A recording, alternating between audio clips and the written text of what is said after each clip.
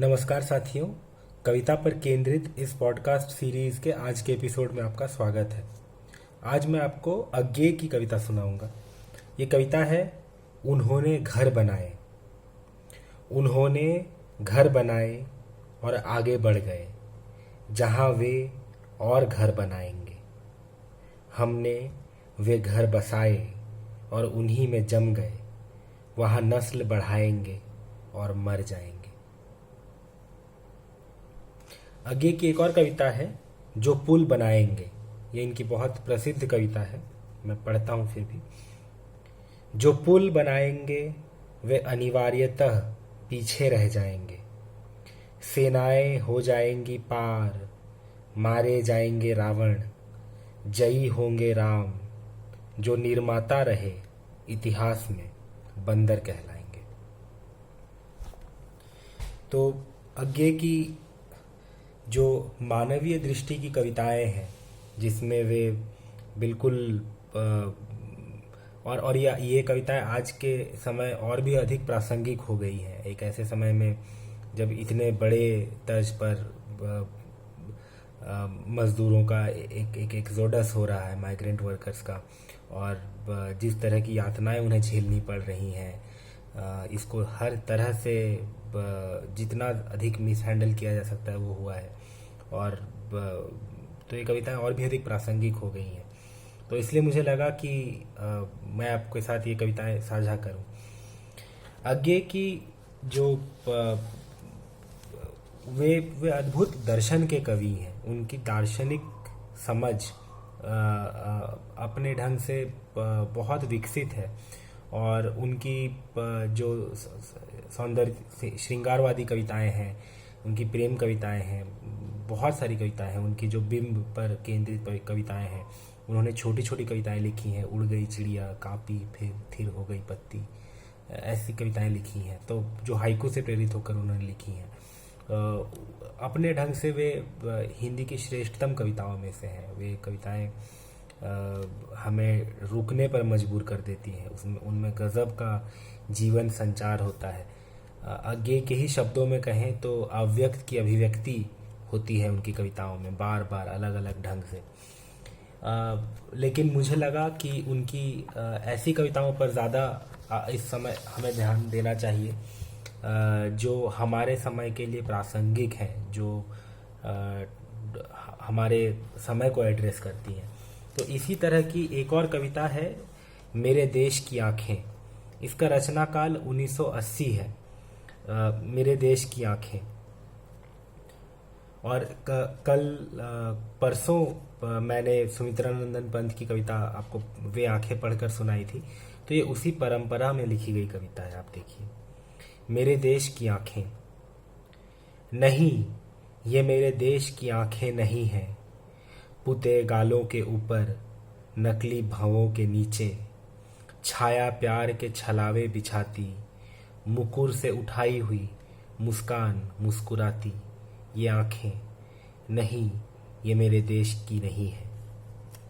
तनाव से झुर्रियाँ पड़ी कोरों की दरार से, शरारे छोड़ती घृणा से सिकुड़ी पुतलियाँ। नहीं, ये मेरे देश की आँखें नहीं हैं। वन डालियों के बीच से चौंकी अनपहचानी, कभी झांकती हैं वे आँखें, मेरे देश की आँखें। खेतों के पार मेड़ की लीक धारे, क्षितिज रेखा को खोजती, सुनी कभी ताकती हैं वे आँखें।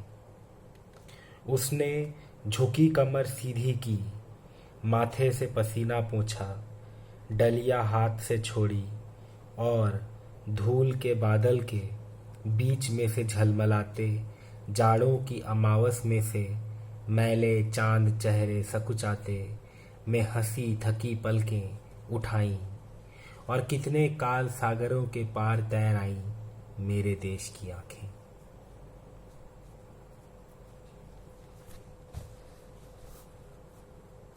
तो हमें अपने देश की आंखों पर सोचना चाहिए, हमें कैसे दौर में गुजर रहे हैं। वे आंखें जो नकली भावों के नीचे पुते गालों के ऊपर, नकली भावों के नीचे छाया प्यार के छलावे बिछाती, मुकुर से उठाई हुई मुस्कान मुस्कुराती, ये आंखें मेरे देश की आंखें नहीं हैं।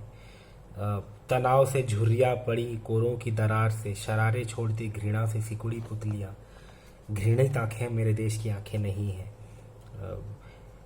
वन डालियों के बीच से चौंकी अनपहचानी, यानी एक आदिवासी की बात हो रही है, आदिवास की बात हो रही है। वन डालियों के बीच से चौंकी अनपहचानी, कभी झांकती हैं वे आंखें मेरे देश की आंखें।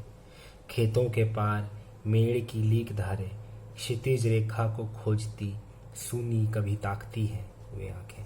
तो वे आंखें कौन है? वे एक साधारण जन की आंखें हैं।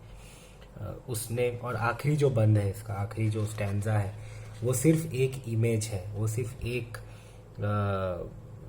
बिंब है जो और सघन होता चला जाता है। आप इस बिंब को देखिए, एक सिंगल बिंब है।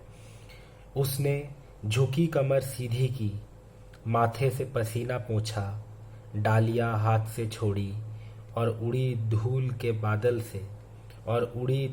बादल के बीच में से झलमलाते जाड़ों की अमावस में से मैले चांद चेहरे सकुचाते। मैं थकी पलकें उठाई और कितने काल सागरों के पार तैर आई मेरे देश की आंखें। पलकें थकी हैं लेकिन आंखें इतनी ज़्यादा सजल हैं, इतनी ज़्यादा सजग हैं कि कितने काल सागरों के पार से तैर आई मेरे देश की आंखें।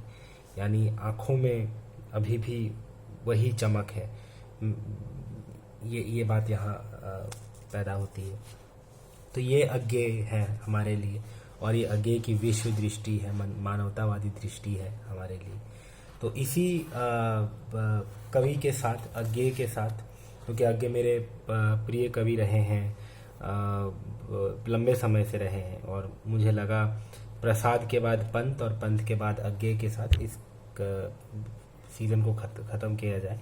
और अज्ञेय के ही मुहावरे के सहारे कहें तो बासन अधिक घिसने से मुलम्मा छूट जाता है। तो इस बासन को और अधिक नहीं घींचते हैं। 53 एपिसोड हो गए हैं पॉडकास्ट सीरीज़ के, और 53 एक अच्छा नंबर इस सेंस में भी है कि उसका अपना कोई विशेष महत्व नहीं है उस संख्या का। तो 53वां एपिसोड अच्छा है। हमने 53 दिन लगातार कविता पर बातचीत की। ये पूरा का पूरा जो पॉडकास्ट है ये यूट्यूब पर इसकी आर्काइविंग होगी, जिसे आप भविष्य में कभी भी चाहें तो पढ़ सकते हैं, देख सकते हैं, सुन सकते हैं। और अच्छा है, हम इस पॉडकास्ट सीरीज़ के बहाने कविता पर अच्छी बातचीत हुई, बहुत सारे साथियों ने इससे लाभ उठाया, और मुझे विशेषकर इसने एक तरह से लगातार एक कंटिन्यूटी दी, एक ऐसे दौर में कंटिन्यूटी लाने में मदद की जिससे हम सब गुज़र रहे हैं, और एक भय और एक आतंक और एक चिंता का, विशेष चिंता का दौर है। तो इस पॉडकास्ट सीरीज़ ने इस बहाने मुझे कविता के बहाने जुड़े रहने की ताकत दी। तो ये अच्छी बात है कि हमने इतने दिन कविताओं पर बातचीत की। उम्मीद है इससे आपको कुछ फ़ायदा हुआ होगा। मुझे तो बहुत हुआ, और आपको पढ़ने के प्रति और अपनी कविता लिखने के प्रति भी आप थोड़े से ये होंगे। मैं तो एक ऐसे समाज की कल्पना करता हूँ जहाँ हर कोई कविता लिख रहा हो, भले ही वो अच्छी कविता, खराब कविता, वो बाद में आती हैं बातें, लेकिन लिखना अपने आप में कितना बड़ा एक एक्ट ऑफ रेबेलियन है, वो कितना थेरेप्यूटिक है। आप जब लिखते हैं, हमारे विचार बिल्कुल एब्स्ट्रैक्ट होते हैं, वो लीनियर नहीं होते, वो एक मैप की तरह बने होते हैं, उसमें कितनी सारी चीज़ें होती हैं। तो हम जब अपने एब्स्ट्रैक्ट विचार को एक कागज़ में एक शेप, एक स्ट्रक्चर देते हैं और उसको देखते हैं, तो वो एक विशेष प्रकार की संतुष्टि देता है। इसलिए कविता लिखना बहुत सारे लोगों को फैसिनेट करता है। तो मैं तो चाहता हूँ कि ज़्यादा से ज़्यादा लोग कविता लिखें, कविता की ओर आएँ, और इसी उम्मीद के साथ मैं ये पॉडकास्ट सीरीज़ ख़त्म करता हूँ। आप स्वस्थ रहिए, आनंद रहिए, अज्ञेय को पढ़िए। अज्ञेय की तरह तरह की कविताएं हैं, इनकी कविताओं में बहुत सारे फ्लेवर हैं, और भी जिन कवियों पर हमने बातचीत की उनको पढ़िए। और भी बहुत सारे कवि हैं, मुझे रिग्रेट है तुलसीदास, गालिब, कालिदास पर तो मैंने विशेष रूप से नोट्स बनाए थे लेकिन मैंने शेयर नहीं किए। हो सकता है एक दूसरा सीज़न कभी हो जिसमें इन सब पे बात होगी। रविंद्रनाथ को पर बात नहीं हुई, लेकिन ये बड़े कवि हैं तो इनको कुछ इन पर सब्सटैंशियल या अपने ढंग से किसी कुछ सुविचारित कोई बात कहने में समय लगता है। तो इस अर्थ में आप मुझे क्षमा करेंगे, मैं बहुत सारे कवियों को मैंने मिस किया है, लेकिन ठीक है, ये जो भी हुआ हमने अच्छा किया, हम साथ जुड़े रहे कविता के बहाने। तो आप ख्याल रखिए, हम फिर मिलेंगे कभी ना कभी तो ज़रूर। और लिखते रहिए, स्वस्थ रहिए, सानंद रहिए, ख्याल रखिए।